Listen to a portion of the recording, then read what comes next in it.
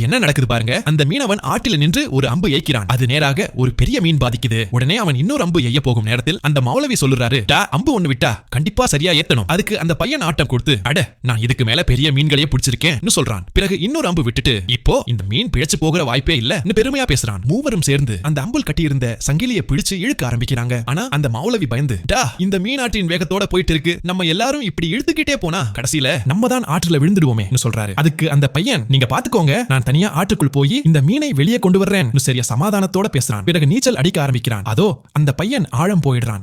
இந்த மீன் நம்ம மேலேயே இழுத்துக்கிட்டு இருக்கு, இவன் தனியா எப்படி பிடிக்க போறான்? நண்பர்கள் பயந்து போறாங்க. அவ்வளவு நேரம் அந்த பையன் ஒரு கையில துணை பிடிச்சுக்கிட்டு நீச்சல் அடிக்கிறான். அதை பார்த்து மௌலவி, உன் ஒரு கையில என்ன ஆச்சு நம்மையும் சொல்லு கூப்பிடுறாரு. ஆனா அது எதுக்காக நடந்துச்சுன்னு பார்ப்பதற்கு முன்னாடி ரீல்ல டான்ஸ் பண்ற பொண்ணுங்க வீடியோவோட எல்லாரும் லைக் பண்ணுவாங்க. ஆனா நம்ம மதருக்கு இதை லைக் பண்ணுவாங்களா? இப்ப பார்க்கலாம். யாரெல்லாம் ஐ லவ் மாம்னு கமெண்ட் போடுறீங்கன்னு. அதோ மீனவன் சோகமா சொல்றான், அந்த மீன் என் ஒரு கையை கடிச்சிட்டு